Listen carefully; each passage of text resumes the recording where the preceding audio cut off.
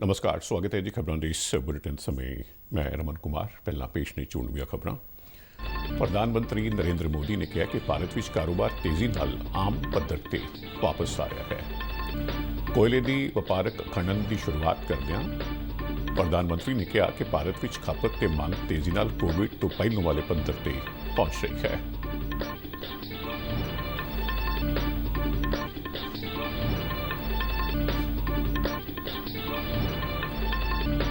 प्रधानमंत्री मोदी आउंदे शनिवार गरीब कल्याण रोजगार मुहिम की शुरुआत करेंगे। निर्मला सीतारमन अनुसार इस योजना तहत पितरी सूबे विच वापस परते प्रवासी मजदूरों और पेंडू लोगों को रोजगार के मौके उपलब्ध करवाने लई विशेष उपराले किए जाएंगे।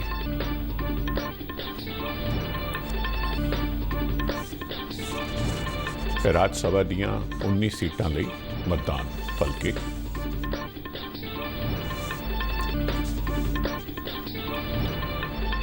ਭਾਰਤ ਦੇ ਭਾਰੀ ਬਹੁਮਤ ਨਾਲ ਸੰਯੁਕਤ ਰਾਸ਼ਟਰ ਕੌਂਸਲ ਦੇ ਅਸਥਾਈ ਮੈਂਬਰ ਚੁਣੇ ਜਾਣ ਤੇ ਪ੍ਰਧਾਨ ਮੰਤਰੀ ਨਰਿੰਦਰ ਮੋਦੀ ਨੇ ਵਿਸ਼ਵ ਭਾਈਚਾਰੇ ਅਤੇ ਸਮੂਹ ਮੈਂਬਰ ਮੁਲਕਾਂ ਦਾ ਧੰਨਵਾਦ ਕੀਤਾ। ਭਾਰਤ ਵਿੱਚ ਅਮਰੀਕੀ ਦੂਤ ਨੇ ਕਿਹਾ ਕਿ ਭਾਰਤ ਤੇ ਅਮਰੀਕਾ ਵਧੇਰੇ ਸਥਿਰ, ਸੁਰੱਖਿਅਤ ਅਤੇ ਖੁਸ਼ਹਾਲ ਵਿਸ਼ਵ ਲਈ ਆਪਸ ਵਿੱਚ ਰਲ ਕੇ ਕੰਮ ਕਰਨਗੇ।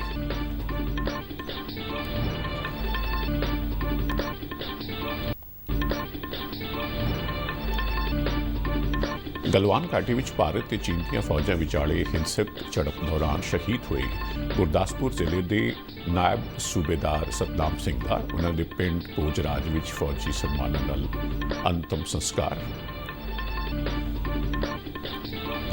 नायब सूबेदार मनदीप सिंह का भी अज फौजी सम्मानां नाल पटियाला के हलका कनौर के पिंड सील में अंतिम संस्कार।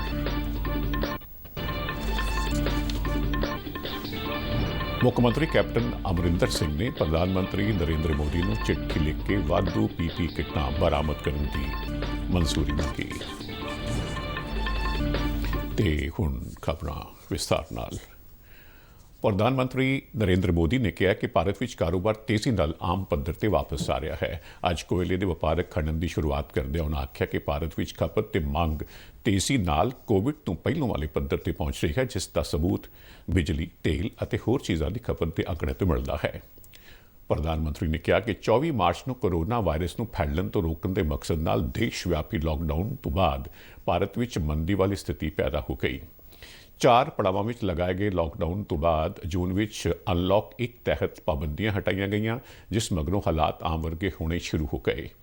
नरेंद्र मोदी ने कहा कि लॉकडाउन कारण सनअतां विच उत्पादन बंद हो गया तो लोगों की खर्च करने की समर्था प्रभावित हुई। उन्होंने आख्या कि सड़क और हाईवे ते टोल संग्रह तो भी कोविड तो पहलों वाली स्थिति के मुकाबले 70% तक पहुंच गई है।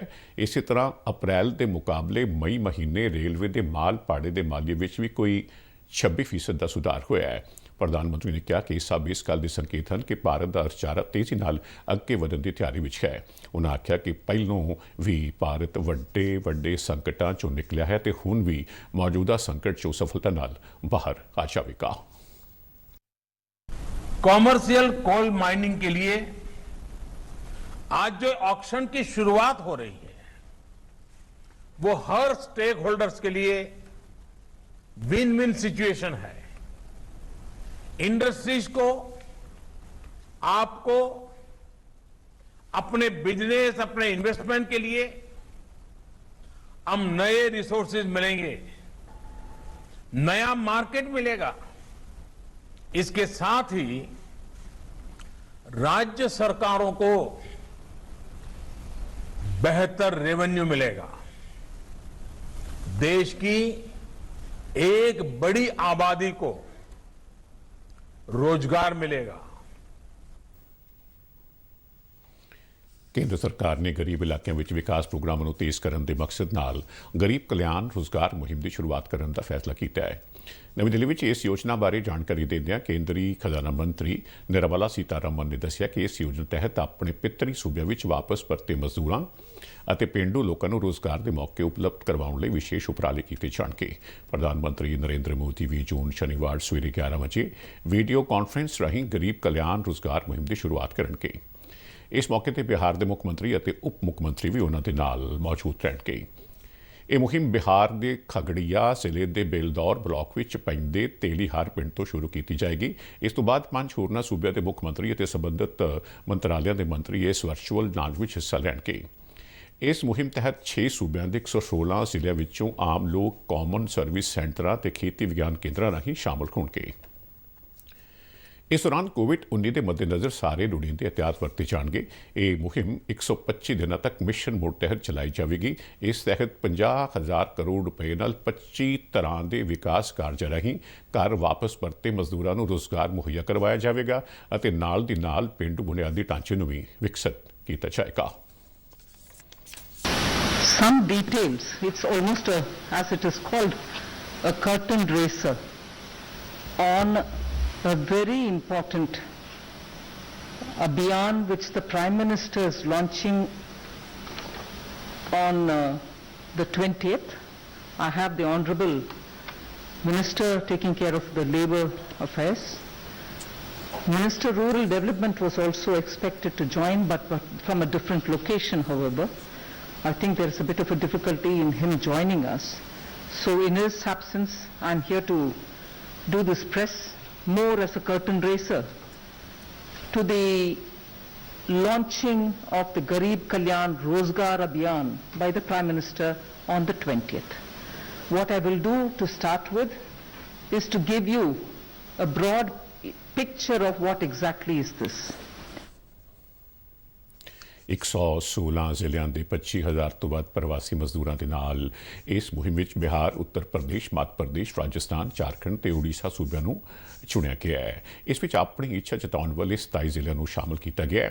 ਇਹਨਾਂ ਜ਼ਿਲ੍ਹਿਆਂ ਦੇ 2/3 ਪ੍ਰਵਾਸੀ ਮਜ਼ਦੂਰਾਂ ਨੂੰ ਇਸ ਯੋਜਨਾ ਨਾਲ ਫਾਇਦਾ ਪਹੁੰਚਣ ਦੀ ਉਮੀਦ ਹੈ। ਇਸ ਮੁਹਿੰਮ ਤਹਿਤ 12 ਵੱਖ-ਵੱਖ ਮੰਤਰਾਲਿਆਂ, ਪਿੰਡੂ ਵਿਕਾਸ, ਪੰਚਾਇਤੀ ਰਾਜ, ਸੜਕ ਆਵਾਜਾਈ ਤੇ ਕੌਮੀ ਸ਼ਾਹਮਾਰਗ, ਖਨਨ, ਪੀਣ ਵਾਲੇ ਪਾਣੀ ਅਤੇ ਸਵੱਛਤਾ, ਵਾਤਾਵਰਣ, ਰੇਲਵੇ, ਪੈਟਰੋਲੀਅਮ ਤੇ ਕੁਦਰਤੀ ਗੈਸ, ਨਵੀਂ ਤੇ ਨਵਿਆਉਣਯੋਗ ਊਰਜਾ, ਸਰਹੱਦੀ ਸੜਕ, ਦੂਰ ਸੰਚਾਰ, ਖੇਤੀਬਾੜੀ ਤੇ ਕਿਸਾਨ ਕਲਿਆਣ ਨੂੰ ਸ਼ਾਮਲ ਕੀਤਾ ਗਿਆ ਹੈ।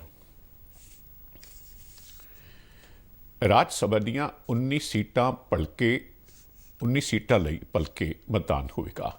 ਸ਼ੁਰੂ ਵਿੱਚ 55 ਸੀਟਾਂ 'ਚ ਚੋਣ ਦਾ ਐਲਾਨ ਹੋਇਆ ਸੀ, ਪਰ ਲਾਕਡਾਊਨ ਦੇ ਚਲਦਿਆਂ 26 ਮਾਰਚ ਨੂੰ ਹੋਣ ਵਾਲੀ ਚੋਣ ਨਹੀਂ ਹੋ ਸਕੀ। 10 ਸੂਬਿਆਂ ਦੀਆਂ 73 ਸੀਟਾਂ ਵਿੱਚੋਂ 54 ਸੀਟਾਂ ਤੇ ਸਹਿਮਤੀ ਬਣਨ ਮਗਰੋਂ ਹੁਣ 19 ਸੀਟਾਂ ਤੇ ਭਲਕੇ ਵੋਟਿੰਗ ਕਰਵਾਈ ਜਾਵੇਗੀ। ਇਹਨਾਂ ਸੀਟਾਂ ਤੇ ਹੋਣ ਵਾਲੇ ਮਤਦਾਨ ਵਿੱਚ ਸਭ ਤੋਂ ਜ਼ਿਆਦਾ ਦਿਲਚਸਪ ਮੁਕਾਬਲਾ 4 ਸੂਬਿਆਂ ਵਿੱਚ ਵੇਖਣ ਨੂੰ ਮਿਲ ਰਿਹਾ, ਜਿਸ ਵਿੱਚ ਰਾਜਸਥਾਨ, ਮੱਧ ਪ੍ਰਦੇਸ਼, ਗੁਜਰਾਤ ਤੇ ਝਾਰਖੰਡ ਸ਼ਾਮਲ ਹਨ। ਰਾਜਸਥਾਨ ਵਿੱਚ 3 ਸੀਟਾਂ ਨੇ ਤੇ ਉੱਥੇ 4 ਉਮੀਦਵਾਰ ਚੋਣ ਮੈਦਾਨ ਵਿੱਚ ਨੇ। ਇਸੇ ਤਰ੍ਹਾਂ ਝਾਰਖੰਡ ਵਿੱਚ 2 ਸੀਟਾਂ ਤੇ ਚੋਣਾਂ ਹੋਈਆਂ ਨੇ ਤੇ ਉੱਥੇ ਵੀ 3 ਉਮੀਦਵਾਰ ਮੈਦਾਨ ਵਿੱਚ ਹਨ। ਮੱਧ ਪ੍ਰਦੇਸ਼ ਵਿੱਚ 3 ਸੀਟਾਂ ਲਈ 4 ਤੇ ਗੁਜਰਾਤ ਵਿੱਚ 4 ਸੀਟਾਂ ਲਈ 5 ਉਮੀਦਵਾਰ ਮੈਦਾਨ ਵਿੱਚ ਹਨ। ਇਸ ਲਿਹਾਜ਼ ਨਾਲ ਇਹਨਾਂ ਸੂਬਿਆਂ ਵਿੱਚ ਰਾਜ ਸਭਾ ਚੋਣਾਂ ਲਈ ਕਰੜਾ ਮੁਕਾਬਲਾ ਹੋਣ ਦੀ ਉਮੀਦ ਹੈ। ਆਂਧਰ ਪ੍ਰਦੇਸ਼ ਦੀਆਂ 4 ਸੀਟਾਂ ਤੇ YSR ਕਾਂਗਰਸ ਦੇ ਸਾਰੇ ਉਮੀਦਵਾਰਾਂ ਦੇ ਜਿੱਤਣ ਦੀ ਉਮੀਦ ਹੈ। ਭਾਰਤ ਨੇ ਅਗਲੇ 2 ਸਾਲਾਂ ਲਈ ਸੰਯੁਕਤ ਰਾਸ਼ਟਰ ਸੁਰੱਖਿਆ ਪਰਿਸ਼ਦ ਦਾ ਅਸਥਾਈ ਮੈਂਬਰ ਚੁਣ ਲਿਆ ਹੈ। 193 ਮੈਂਬਰਾਂ ਵਾਲੀ ਸੰਯੁਕਤ ਰਾਸ਼ਟਰ ਮਹਾਸਭਾ ਵਿੱਚ ਇਸ ਮਤੇ ਤੇ ਹੋਈ ਵੋਟਿੰਗ ਦੌਰਾਨ ਭਾਰਤ ਦੇ ਹੱਕ ਵਿੱਚ 184 ਵੋਟਾਂ ਪਈਆਂ। ਭਾਰਤ ਦੇ ਨਾਲ ਆਇਰਲੈਂਡ, ਮੈਕਸੀਕੋ ਤੇ ਨਾਰਵੇ ਵੀ ਕੱਲ੍ਹ ਰਾਤ ਸੁਰੱਖਿਆ ਕੌਂਸਲ ਦੀਆਂ ਚੋਣਾਂ ਵਿੱਚ ਜੇਤੂ ਰਹੇ। ਭਾਰਤ ਏਸ਼ੀਆ ਪ੍ਰਸ਼ਾਂਤ ਖੇਤਰ ਵਿੱਚੋਂ 2021-22 ਲਈ ਅਸਥਾਈ ਮੈਂਬਰੀ ਦਾ ਉਮੀਦਵਾਰ ਸੀ। ਉਸ ਦੀ ਜਿੱਤ ਇਸ ਲਈ ਵੀ ਤੈਅ ਸੀ ਕਿਉਂ ਜੋ ਉਹ ਇਸ ਖੇਤਰ ਵਿੱਚੋਂ ਇੱਕੋ ਇੱਕ ਉਮੀਦਵਾਰ ਸੀ। 55 ਮੈਂਬਰਾਂ ਵਾਲੇ ਏਸ਼ੀਆ ਪ੍ਰਸ਼ਾਂਤ ਸਮੂਹ ਦੇ ਮੈਂਬਰਾਂ ਨੇ ਪਿਛਲੇ ਸਾਲ ਜੂਨ ਦੇ ਮਹੀਨੇ ਵਿੱਚ ਭਾਰਤ ਦੀ ਉਮੀਦਵਾਰੀ ਨੂੰ ਸਰਬਸੰਮਤੀ ਨਾਲ ਪ੍ਰਵਾਨ ਕਰ ਲਿਆ ਸੀ। ਭਾਰਤ ਦਾ 2 ਸਾਲ ਦਾ ਕਾਰਜਕਾਲ ਅਗਲੇ ਸਾਲ 1 ਜਨਵਰੀ ਤੋਂ ਸ਼ੁਰੂ ਹੋਵੇਗਾ।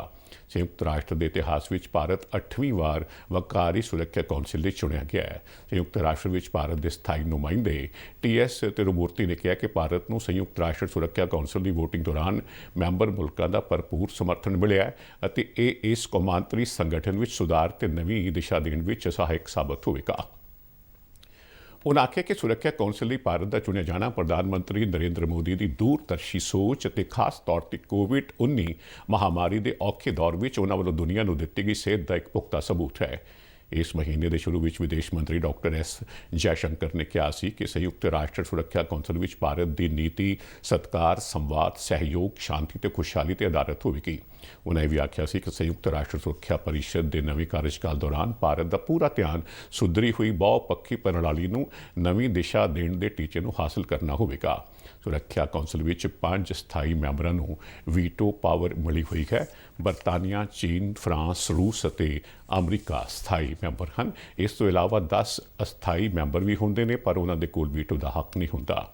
ਪ੍ਰਧਾਨ ਮੰਤਰੀ ਨਰਿੰਦਰ ਮੋਦੀ ਨੇ ਭਾਰਤ ਨੂੰ ਸੰਯੁਕਤ ਰਾਸ਼ਟਰ ਸੁਰੱਖਿਆ ਕੌਂਸਲ ਦਾ ਮੈਂਬਰ ਚੁਣਨ ਵਿੱਚ ਸਮਰਥਨ ਦੇਣ ਲਈ ਵਿਸ਼ਵ ਭਾਈਚਾਰੇ ਤੇ ਸਾਰੇ ਮੈਂਬਰ ਮੁਲਕਾਂ ਦਾ ਧੰਨਵਾਦ ਕੀਤਾ ਹੈ। ਇੱਕ ਟਵੀਟ ਸੁਨੇਹੇ ਵਿੱਚ ਪ੍ਰਧਾਨ ਮੰਤਰੀ ਨੇ ਕਿਹਾ ਕਿ ਭਾਰਤ ਸਾਰੇ ਮੈਂਬਰ ਮੁਲਕਾਂ ਨਾਲ ਮਿਲ ਕੇ ਵਿਸ਼ਵ ਸ਼ਾਂਤੀ, ਸੁਰੱਖਿਆ ਤੇ ਸਮਾਨਤਾ ਲਈ ਕੰਮ ਕਰਦਾ ਰਹੇਗਾ।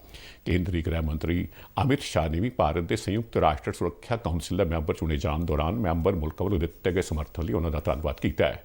ਇੱਕ ਟਵੀਟ ਸੁਨੇਹੇ ਵਿੱਚ ਉਹਨਾਂ ਆਖਿਆ ਕਿ ਪ੍ਰਧਾਨ ਮੰਤਰੀ ਨਰਿੰਦਰ ਮੋਦੀ ਦੀ ਅਗਵਾਈ ਵਿੱਚ ਭਾਰਤ ਵਸੁਦੇਵ ਕੁਟੁੰਬਕਮ ਦੇ ਮੰਤਰ ਦੇ ਨਾਲ ਵਿਸ਼ਵ ਸ਼ਾਂਤੀ ਤੇ ਖੁਸ਼ਹਾਲੀ ਲਈ ਕੰਮ ਕਰਦਾ ਰਹੇਗਾ।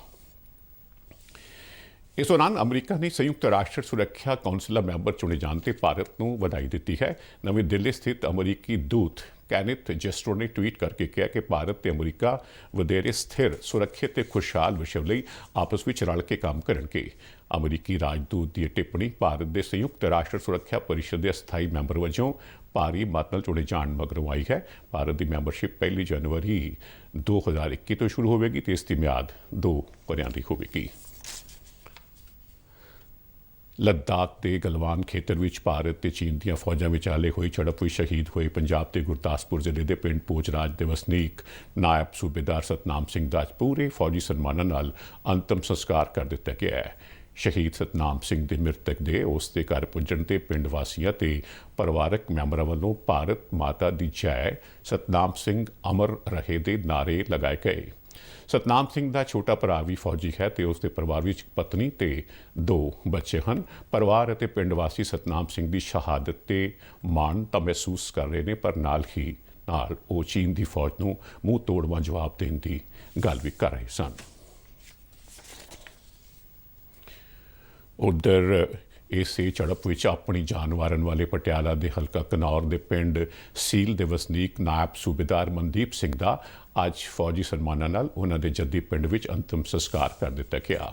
ਮੌਕੇ ਤੇ ਹਾਜ਼ਰ ਪਿੰਡ ਵਾਸੀਆਂ ਅਤੇ ਪਰਿਵਾਰਕ ਮੈਂਬਰਾਂ ਵੱਲੋਂ ਮਨਦੀਪ ਸਿੰਘ ਅਮਰ ਰਹੇ ਅਤੇ ਭਾਰਤ ਮਾਤਾ ਦੀ ਜੈ ਦੇ ਨਾਅਰੇ ਲਗਾਏ ਗਏ। ਕੇਂਦਰੀ ਸਿਹਤ ਅਤੇ ਪਰਿਵਾਰ ਭਲਾਈ ਮੰਤਰੀ ਡਾਕਟਰ ਹਰਸ਼ਵਰਧਨ ਨੇ ਕੋਵਿਡ-19 ਦੇ ਨਮੂਨਿਆਂ ਦੀ ਜਾਂਚ ਲਈ ਅੱਜ ਦੇਸ਼ ਦੀ ਪਹਿਲੀ ਮੋਬਾਈਲ ਲੈਬ ਦਾ ਉਦਘਾਟਨ ਕੀਤਾ। ਇਸ ਦਾ ਸੰਚਾਲਨ ਬਾਇਓਟੈਕਨੋਲੋਜੀ ਵਿਭਾਗ ਵੱਲੋਂ ਕੀਤਾ ਜਾਏਗਾ। ਇਸ ਦੀ ਮਦਦ ਨਾਲ ਦੇਸ਼ ਦੇ ਦੂਰ ਦਰਾਜ਼ ਦੇ ਇਲਾਕੇ ਵਿੱਚ ਕੋਵਿਡ-19 ਦੇ ਨਮੂਨਿਆਂ ਦੀ ਜਾਂਚ ਨੂੰ ਹੁਲਾਰਾ ਮਿਲੇਗਾ। ਇਸ ਦੀ ਸਮਰੱਥਾ ਰੋਜ਼ਾਨਾ 25 RT-PCR ਅਤੇ 300 ELISA ਟੈਸਟਾਂ ਦੀ ਹੋਵੇਗੀ। ਦੇਸ਼ ਭਰ ਵਿੱਚ ਕੋਵਿਡ-19 ਮਹਾਮਾਰੀ ਦੀ ਪੁਸ਼ਟੀ ਵਾਲੇ ਕੇਸਾਂ 'ਚੋਂ ਸਿਹਤਯਾਬ ਹੋਣ ਵਾਲਿਆਂ ਦੀ ਦਰ ਵਿੱਚ ਲਗਾਤਾਰ ਵਾਧਾ ਹੋ ਰਿਹਾ ਹੈ। ਕੇਂਦਰੀ ਸਿਹਤ ਮੰਤਰਾਲੇ ਵੱਲੋਂ ਜਾਰੀ ਅੰਕੜਿਆਂ ਮੁਤਾਬਕ ਇਸ ਵੇਲੇ ਦੇਸ਼ ਵਿੱਚ ਸਿਹਤਯਾਬ ਹੋਣ ਵਾਲਿਆਂ ਦਾ ਅੰਕੜਾ 52.95% ਤੱਕ ਪਹੁੰਚ ਗਿਆ ਹੈ। ਅੰਕੜਿਆਂ ਮੁਤਾਬਕ ਦੇਸ਼ ਵਿੱਚ ਕੋਰੋਨਾ ਵਾਇਰਸ ਦੀ ਪੁਸ਼ਟੀ ਵਾਲੇ ਕੁੱਲ ਕੇਸਾਂ ਦੀ ਗਿਣਤੀ 3,66,946 ਤੱਕ ਪਹੁੰਚ ਗਈ ਹੈ। ਪਿਛਲੇ 24 ਘੰਟਿਆਂ ਦੌਰਾਨ 12,881 ਨਵੇਂ ਮਾਮਲੇ ਸਾਹਮਣੇ ਆਏ ਨੇ। ਇੱਕ ਦਿਨ ਵਿੱਚ 334 ਮੌਤਾਂ ਹੋਈਆਂ ਨੇ, ਜਿਸ ਨਾਲ ਮਰਨ ਵਾਲਿਆਂ ਦੀ ਕੁੱਲ ਗਿਣਤੀ 12,237 ਤੱਕ ਪਹੁੰਚ ਗਈ ਹੈ। ਚੰਗੀ ਗੱਲ ਇਹ ਹੈ ਕਿ ਪਿਛਲੇ 24 ਘੰਟਿਆਂ ਦੌਰਾਨ 7,390 ਵਿਅਕਤੀ ਸਿਹਤਯਾਬ ਹੋ ਕੇ ਘਰਾਂ ਨੂੰ ਪਰਤੇ ਹਨ। ਇਸ ਵੇਲੇ ਦੇਸ਼ ਵਿੱਚ ਕੁੱਲ ਸਿਹਤਯਾਬ ਹੋਣ ਵਾਲਿਆਂ ਦੀ ਗਿਣਤੀ 1,94,324 ਹੋ ਗਈ ਹੈ। ਇਸ ਵੇਲੇ ਦੇਸ਼ ਵਿੱਚ ਜ਼ੇਰੇ ਇਲਾਜ ਵਿਅਕਤੀਆਂ ਦੀ ਗਿਣਤੀ 1,60,384 ਹੈ। ਦੇਸ਼ ਵਿੱਚ ਸਿਹਤਯਾਬ ਹੋਣ ਵਾਲੇ ਮਰੀਜ਼ਾਂ ਦੀ ਗਿਣਤੀ ਐਕਟਿਵ ਮਾਮਲਿਆਂ ਨਾਲੋਂ 33,940 ਜ਼ਿਆਦਾ ਹੈ। ਪੰਜਾਬ ਵਿੱਚ ਕੋਰੋਨਾ ਵਾਇਰਸ ਦੇ ਐਕਟਿਵ ਕੇਸਾਂ ਦੀ ਗਿਣਤੀ 821 ਹੋ ਗਈ ਹੈ ਤੇ 78 ਮਰੀਜ਼ਾਂ ਦੀ ਮੌਤ ਵੀ ਹੋਈ ਹੈ। ਸੂਬੇ ਵਿੱਚ 2,538 ਮਰੀਜ਼ ਸਿਹਤਯਾਬ ਹੋ ਕੇ ਘਰਾਂ ਨੂੰ ਪਰਤੇ ਹਨ। ਕੁੱਲ ਕੋਰੋਨਾ ਪੋਜ਼ਿਟਿਵ ਮਾਮਲਿਆਂ ਦੀ ਗਿਣਤੀ 3,497 ਹੋ ਗਈ ਹੈ। ਪੰਜਾਬ ਦੇ ਮੁੱਖ ਮੰਤਰੀ ਕੈਪਟਨ ਅਮਰਿੰਦਰ ਸਿੰਘ ਨੇ ਪ੍ਰਧਾਨ ਮੰਤਰੀ ਨਰਿੰਦਰ ਮੋਦੀ ਨੂੰ ਚਿੱਠੀ ਲਿਖ ਕੇ ਵਾਧੂ PPE ਕਿੱਟਾਂ ਬਰਾਮਦ ਕਰਨ ਦੀ ਮਨਜ਼ੂਰੀ ਮੰਗੀ ਹੈ। ਆਪਣੇ ਖੱਤ ਵਿੱਚ ਮੁੱਖ ਮੰਤਰੀ ਨੇ ਲਿਖਿਆ ਹੈ ਕਿ ਪੰਜਾਬ ਵਿੱਚ 128 ਮਨਜ਼ੂਰਸ਼ੁਦਾ PPE ਕਿੱਟਾਂ ਦੇ ਉਤਪਾਦਕ ਨੇ ਤੇ ਉਹਨਾਂ ਨੇ ਕੋਰੋਨਾ ਵਾਇਰਸ ਫੈਲਣ ਦੇ ਮੱਦੇਨਜ਼ਰ ਮੌਕਾ ਸੰਭਾਲਿਆ ਤੇ ਪੰਜਾਬ ਨੂੰ ਇਸ ਜ਼ਰੂਰੀ ਸਾਜ਼ੋ ਸਮਾਨ ਦੇ ਮਾਮਲੇ ਵਿੱਚ ਸਵੈ ਨਿਰਭਰ ਬਣਾਇਆ।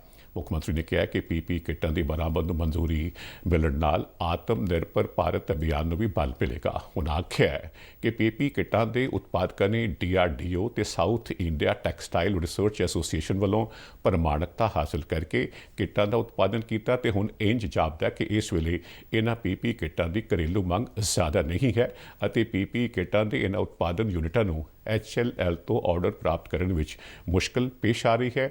ਮੁੱਖ ਮੰਤਰੀ ਨੇ ਦੱਸਿਆ ਕਿ ਮਨਜ਼ੂਰਸ਼ੁਦਾ 128 ਉਤਪਾਦਕਾਂ ਵਿੱਚੋਂ ਸਿਰਫ 18 ਯੂਨਿਟਾਂ ਨੂੰ ਹੀ ਭਾਰਤ ਸਰਕਾਰ ਵੱਲੋਂ ਆਰਡਰ ਪ੍ਰਾਪਤ ਹੋਏ ਹਨ। ਜਲੰਧਰ ਵਿੱਚ ਅਣਕਿਆਸੇ ਹਾਲਾਤ ਨੂੰ ਦੇਖਦਿਆਂ ਜ਼ਿਲ੍ਹੇ ਦੇ ਡਿਪਟੀ ਕਮਿਸ਼ਨਰ ਘਨਸ਼ਿਆਮ ਥੋਰੀ ਨੇ ਮਿਸ਼ਨ ਫਤਿਹ ਤਹਿਤ ਕਪੂਰਥਲਾ ਰੋਡ ਸਥਿਤ ਮੈਰੀਟੋਰੀਅਸ ਸਕੂਲ ਵਿੱਚ ਚੱਲ ਰਹੇ ਕੋਵਿਡ ਕੇਅਰ ਸੈਂਟਰ ਨੂੰ 500 ਤੋਂ 1000 ਬਿਸਤਰਿਆਂ ਵਾਲਾ ਸੈਂਟਰ ਕਰਨ ਦੇ ਹੁਕਮ ਜਾਰੀ ਕੀਤੇ ਹਨ। ਡਿਪਟੀ ਕਮਿਸ਼ਨਰ ਵੱਲੋਂ ਅੱਜ ਇਸ ਕੋਵਿਡ ਸੈਂਟਰ ਦਾ ਦੌਰਾ ਕੀਤਾ ਗਿਆ, ਜਿਸ ਦੌਰਾਨ ਉਨ੍ਹਾਂ ਦੱਸਿਆ ਕਿ ਆਉਂਦੇ ਹਫ਼ਤੇ ਤੋਂ ਅਪਗ੍ਰੇਡੇਸ਼ਨ ਲਈ ਲੋੜੀਂਦਾ ਮੂਲ ਢਾਂਚਾ ਯਕੀਨੀ ਬਣਾਇਆ ਜਾਵੇਗਾ ਤਾਂ ਜੋ ਇੱਥੇ 1000 ਕੋਵਿਡ ਮਰੀਜ਼ਾਂ ਨੂੰ ਸੰਭਾਲਣ ਦਾ ਪ੍ਰਬੰਧ ਹੋਵੇ। ਉਨ੍ਹਾਂ ਦੱਸਿਆ ਕਿ ਬਿਨਾਂ ਲੱਛਣਾਂ ਵਾਲੇ ਕੋਵਿਡ ਮਰੀਜ਼ਾਂ ਨੂੰ ਇਸ ਕੋਵਿਡ ਸੈਂਟਰ ਵਿੱਚ ਦਾਖਲ ਕੀਤਾ ਜਾਏਗਾ ਤਾਂ ਜੋ ਉਨ੍ਹਾਂ ਦਾ ਮਿਆਰੀ ਇਲਾਜ ਸੰਭਵ ਹੋ ਸਕੇ। ਉਨ੍ਹਾਂ ਇਹ ਵੀ ਦੱਸਿਆ ਕਿ ਇਸ ਸੈਂਟਰ ਵਿੱਚ ਇਲਾਜ ਅਤੇ ਬਿਮਾਰੀ ਦਾ ਪਤਾ ਲਗਾਉਣ ਲਈ ਆਧੁਨਿਕ ਸਾਜ਼ੋ ਸਮਾਨ ਉਪਲਬਧ ਕਰਵਾਇਆ ਜਾਵੇਗਾ। ਡਿਪਟੀ ਕਮਿਸ਼ਨਰ ਨੇ ਮਰੀਜ਼ਾਂ ਦੇ ਨਜਿੱਠਣ ਤੋਂ ਇਲਾਵਾ ਭੋਜਨ ਤੇ ਵਧੀਆ ਪ੍ਰਬੰਧ ਦੇ ਵੀ ਨਿਰਦੇਸ਼ ਦਿੱਤੇ ਹਨ। ਉਨ੍ਹਾਂ ਕੋਵਿਡ ਮਰੀਜ਼ਾਂ ਨੂੰ ਫਲ ਮੁਹੱਈਆ ਕਰਵਾਉਣ ਲਈ ਵੀ ਆਖਿਆ ਤਾਂ ਜੋ ਬਿਮਾਰੀ ਨਾਲ ਲੜਨ ਦੀ ਤਾਕਤ ਵੱਧ ਸਕੇ। ਡਿਪਟੀ ਕਮਿਸ਼ਨਰ ਨੇ ਕਿਹਾ ਕਿ ਕੋਰੋਨਾ ਵਾਇਰਸ ਨਾਲ ਨਜਿੱਠਣ ਲਈ ਫੰਡਾਂ ਦੀ ਕੋਈ ਘਾਟ ਨਹੀਂ ਹੋਵੇਗੀ। ਸੋ ਜੀ, ਇਸ ਬੁਲੇਟਿਨ ਦੀਆਂ ਖਬਰਾਂ। ਹੁਣ ਇਜਾਜ਼ਤ ਦਿਓ। ਨਮਸਕਾਰ।